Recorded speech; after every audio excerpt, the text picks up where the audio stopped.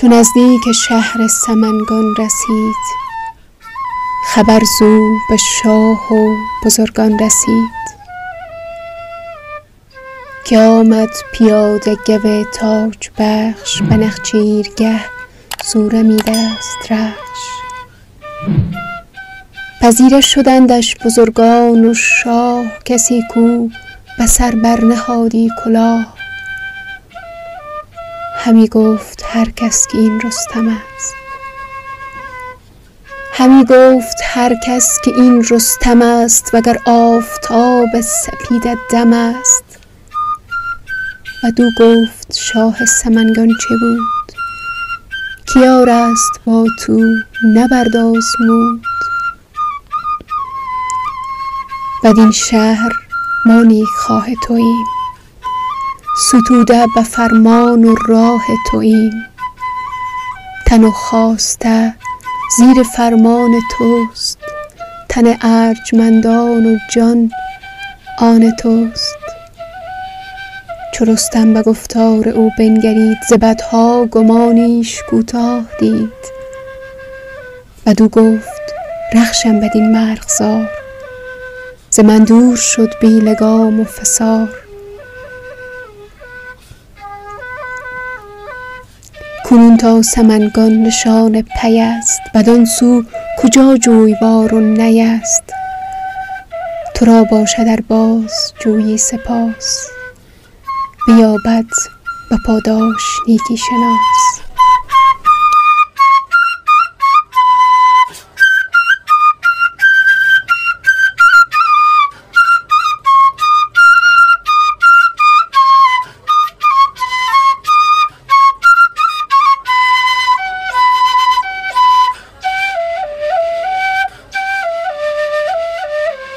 سلام، امیدوار هستم که خوب و صحتمند باشید. امروز ما در ولایت سمنگان در شهر زیبای ایبک آمدیم. اینجا تخت رستم است و تخت رستم یک از بناهای تاریخی و یکی از جاهای تاریخی در تمام افغانستان به شما می رود. تخت رستم از سالهای گذشته تا کنون یک از جاذبه های تاریخی در افغانستان به شما رفته و سالانه حجم هنگفتی از گردشگران را به طرف خود جذب کرده.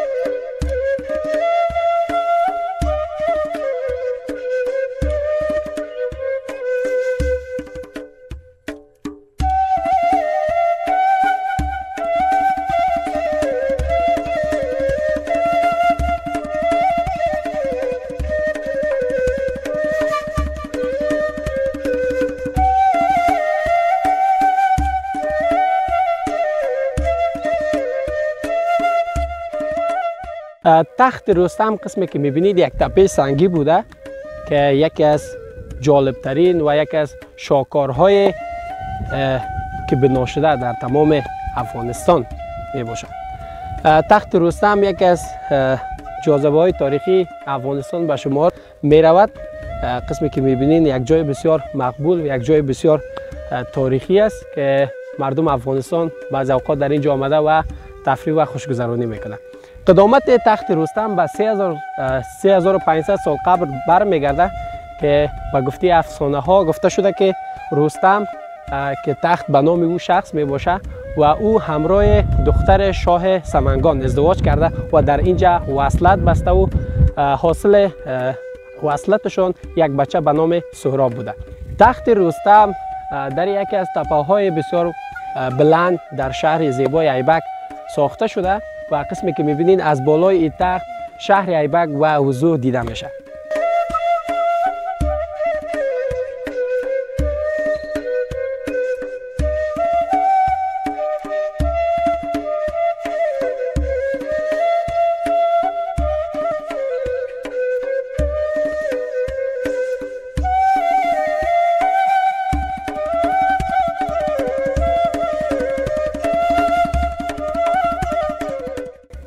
در این گزارش ما لابلای این تخت رستم و جاهای تاریخی این تخت و یکایک از جاهای تاریخی که در دل این خاک طبیعت ساخته شده را برای شما به تصویر خواهم کرد. با ما باشید و از این گزارش جالب ما لذت ببرید.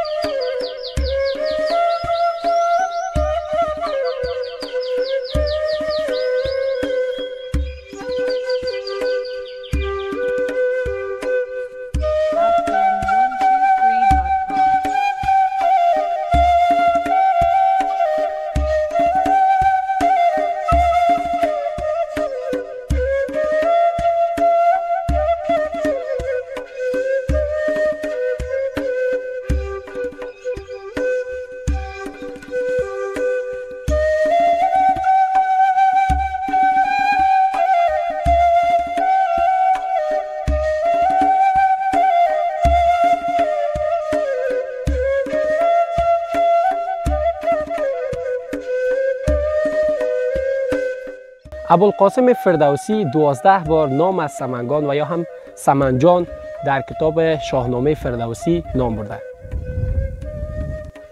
تخت رستم بجا مانده از مردمان اصیل و بودایی از زمان زردشت بجا مانده و رد پای قدمت 30 تا 50 هزار ساله را در خود نهفته است.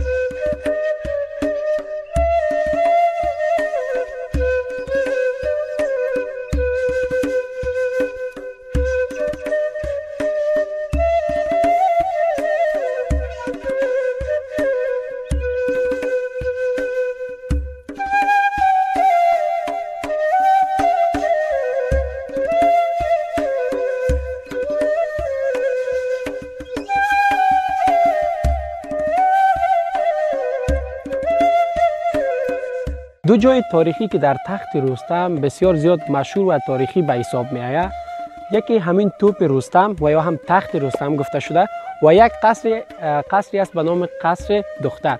این دو جای بسیار تاریخی در این تخت نامگذاری شده. ما را بینیده باشین و میریم داخل تخت رستم و ببینیم که چه جاهای تاریخی برای دیدن دارد. ما را بینیده باشین.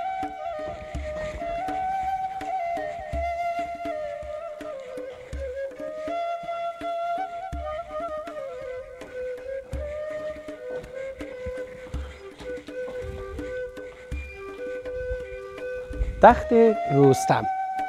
قطر این تخت حدود 90 متر است و ارتفاع این تخت حدود 9 متر.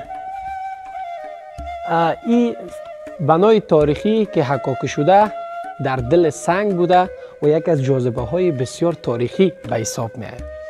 شاید در ذهنتان سوال ایجاد شده باشه که چطور این قسم این سنگ حکاکی شده. قسمی که قبلا برایتان گفتم حدود 3500 سال قبل مردمان اصیل بودا و زردشت این سنگ بزرگ را حکاکی کرده و در او زمان به گفته تاریخ وسایل مورد نیاز به خاطر حکاکی کردن اینا وجود نداشته و این حکاکی را همراه استخوان‌های حیوانات حکاکی شده. به گفته تاریخ و کتابایی که نوشته شده این سنگ همراه با دندانهای نهنگ حکاکی شده، چون بسیار زیاد محکم بوده و توسط دندانهای نهنگ ها آورده شده از دریاها و از کشورهای دیگر و آمده و این سنگ را حکاکی کرده.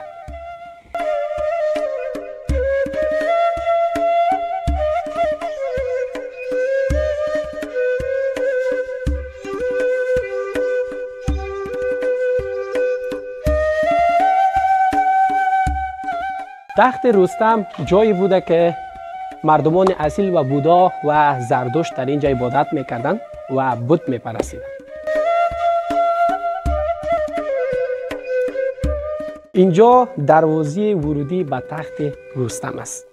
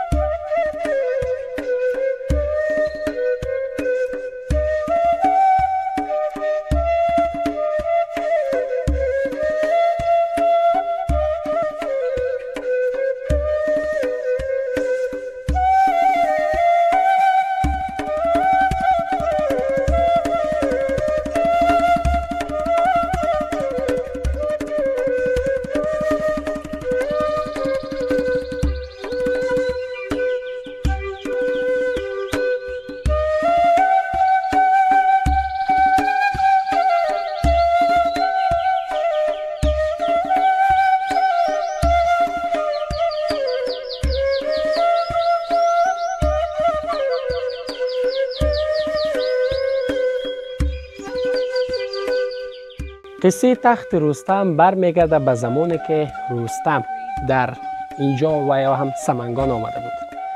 زمانی که در اینجا میآید و استراحت میکنه، اسب رستم در اینجا مفقود میشه و یا هم گم میشه.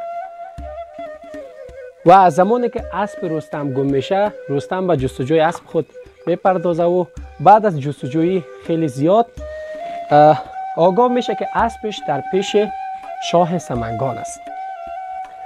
و زمانی که به پیش و یا هم نزد شاه سمنگان میره، شاه سمنگان میگه که آیا تو رستم شجاع هستی؟ و او زمان رستم میگه بله من رستم شجاع هستم.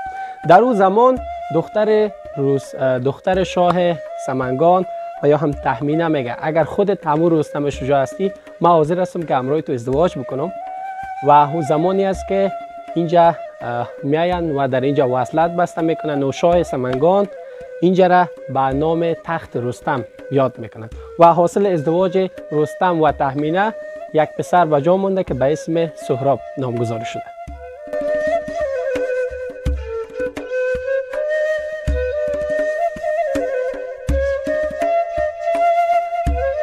بعضی جایهای تخت رستم در طول جنگ های داخلی که بوده تخریب شده و قسمی که در تصویر میبینین بعضی جایش بازسازی شده و بعضی جایهای دیگهش هم هنوز هم تخریب شده باقی مانده.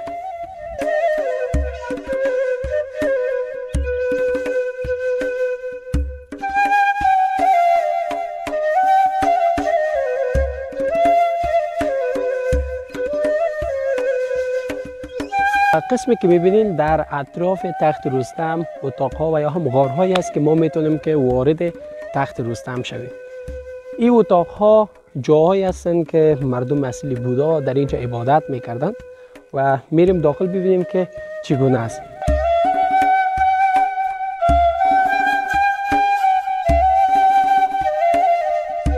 در اینجا بسیار زیبا و بسیار جالب و بسیار خارق‌العاده حکاکی شده. این سنگ هایی را که میبینین بعضی جایاش از خود خاک یک قسم مواد تولید شده که رنگش تبدیل شده به سفید، ولی بسیار زیاد قدیمی و بسیار زیاد سابقه می باشد. بعضی جاهای اینجا را که میبینین کسانی که به خاطر بازدید این غارها آمده در بعضی جاها یادگاری نوشته کردن، اسمشان را نوشته کردن و به نحو یادگاری گذاشتن.